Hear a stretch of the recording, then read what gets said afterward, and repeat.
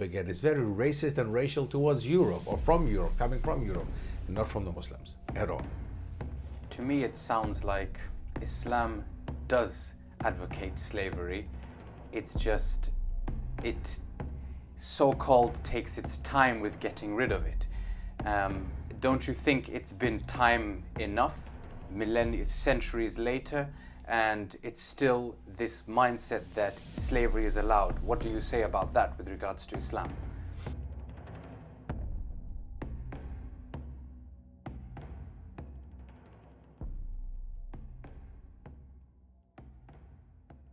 Slavery. So you have said many times before that Islam's aim is to get rid of slavery. Islam is not there to promote or secure the establishment of slavery. You say all of this, but history, I would say history, the history of the Ottomans, the Umayyads, the Abbasids, all the Muslim empires before would contradict you right there. What do you say about that? Slavery has been existing actually ever since humanity exists. So humanity without slavery is something, it's a very new concept of the last 100, 150 years, 200 years maybe. But before, for hundreds and thousands of years, humanity and slavery went together. So you're saying that having slavery is justified because it's been throughout humanity? No, no, no, that's not what I'm saying. I'm just saying that this is part of humanity. Slavery has been part of humanity the whole time through. And to abandon it and abolish it straight away, after hundreds of thousands of years of humanity, of existence of humanity, it would be something very strange and weird. So you have to, if you want to, the wise thing to do is to abolish and to get rid of this institution slowly but surely. And if you look at the development, if you look at Rasulullah himself, how he was dealing with his slaves, right? Or how society in Medina was dealing with in Islamic Medina was dealing with their slaves, you can clearly see that the idea of slavery, a slave in Islam, okay, we are all slaves in Islam, by the way. We are slaves of Allah, we are all Abdullah, we are all slaves of Allah. So that in itself is not necessarily a bad thing for a Muslim. But being a slave of another human being, okay, the human being, your master, has to take care of you. There are many rules in Islam of how to deal with a slave, which I won't find in Christianity and I won't find in Christian societies, okay? So that in itself is an improvement of the slave system, okay, within Islam. So Islam actually improved the idea of a society dealing with slaves in the way that they were dealing before, in contrast to the way they were dealing before.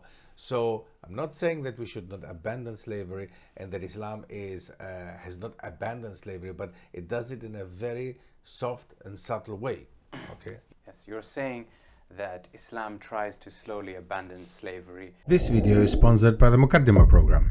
For nearly 7 centuries, Ibn Khaldoun's 𝗘𝗦𝗟𝗡 has been read and studied by scholars and students of history, sociology, politics and economics as the single most authoritative and astounding work of classical scholarship in the field of history. Embark on an enlightening educational venture led by Muslim scholars and teachers delving into Islamic history, sociology, economics and beyond. Engage with cutting-edge learning cues and multimedia components, allowing for a deeper understanding of the topics. Distinguish between the lies and the truths of the narratives told, between reliable and unreliable sources. Equip yourself with the skills to conduct deep research and build confidence to combat Islamophobia. Come and strengthen your Muslim identity today. Grab the course in the video description. It has a system, a slow system in place, and yet it took the Muslims, the last caliphate, as you would call them, the Ottomans, it took them much longer than their Christian nations to abandon slavery. They would even mock, if I remember correctly, there was the conference with regards to slavery around the world and abolishing it, etc., etc., etc. And the Ottoman ambassadors were there, and they would mock and laugh about the suggestion that the harems should be abandoned or the harems should be abolished because that's a form of slavery. What do you say about that then, if Islam slowly gets rid of slavery? Well, first of all, yes, the Ottomans did mock the idea of abandoning the harem system because it was exactly a part of their system, part of their life, okay? So to change and abolishing something that is part of your life is a weird thing in itself, whatever it is, whatever it is. So we are not justifying that again, but the harem system and comparing the harem system to a slave system is not necessarily, is not fair. First of all, the harem system, or the harem, was what exactly? The wives that belonged to the sultans, okay, who could have been more. You know that in Islam you can marry up to 4 wives, but you can have many concubines. And this is something that the sultans were practicing, the Ottoman sultans were practicing. But that was not something that was very common to the rest of the world, or to the rest of the Muslims. It was something specific the sultans, the rulers of the empire had. You know, I'm not again justifying that, not at all, but I'm just saying that this was part of their system, okay? And for them to mock it and to find it weird is an absolute normal thing. But in the end, it was abolished. The harem system itself was abolished, okay? But following actually suit with all the others, following the other nations as well.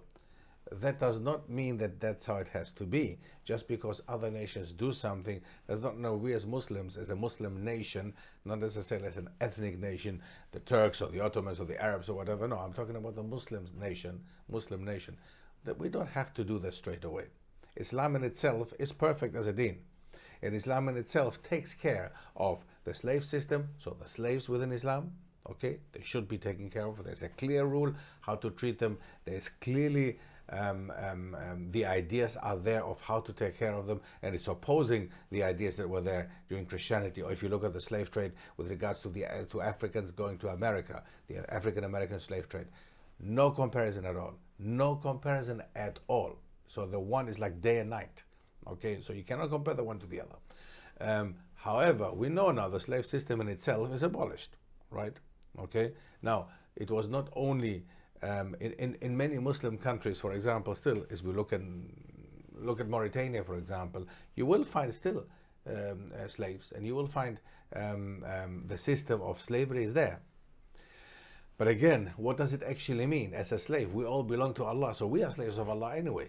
So this idea for a Muslim is something that they can deal with. They can deal with this. It's not necessarily the idea, as I said again, we should not always compare it to the idea of Africans moving to America, Africans being taken actually to America against their will. Many other things that happen in Christian history, in Christian and European history, that we condemn as Muslims, totally, okay? And it's definitely not the slave system in Islam. Is not a racial or racist system at all. It has nothing to do with race. Slaves have been Caucasian, you know, as well as African slaves, as well as Chinese slaves. So there's nothing racial or racist about it, whereas it was more racial if you look at the Christian. You say there's nothing racial or racist about it. Right. Then explain to me the Barbary slave trade, why it would mostly consisted of, and the Ottoman slavery system mostly consisted of Caucasian white slaves. That is not true. The eunuchs were not white; they were black. So we had no. There was no specific. There was no specific color issue involved in there. They would take, first of all, the Ottomans had reached the Balkans. The Balkans, right? As we all know, the Balkan population, Slavic people mainly, Albanian people, Greek people. Now, there obviously, when they took the Christian population that was actually living. Mainly Christian population living in the Balkans, they would take women from there for the harems, okay? Now, that was not because they were white. They did it also with black women, okay? So they were not just taking white Balkan women just because they were white. That had nothing to do with race. Okay, it was just that happened in the Balkans, specifically in the Balkans, but that also happened in other societies, in other geographic regions. Okay, the Ottomans were all over Arabia, they were in North Africa, they were even in East Africa, so they also took women from there, and they also took slaves from there. It was never an issue of black or white, black slave or white slaves only or whatever. And the Barbary Coast is a specific issue.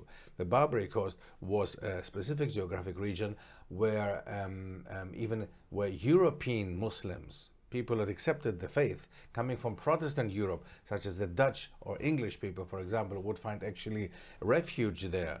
Okay, so Muslims from Europe would find refuge there. And with regards to them being called pirates, okay, because that was also going around Europe, these were the Muslim pirates from the Barbary. Now, and again, Barbary, again, the term in itself, again, is insulting, but there was a European term, right, calling them, you know, people from the Barbary coast, barbarians, or Berber people, right? Again, all this goes back to the idea of the ancient Greeks being basically the people who speak the language, have the culture and the civilization. So all this actually goes back to Europe again. It's very racist and racial towards Europe, or from Europe, coming from Europe, and not from the Muslims at all.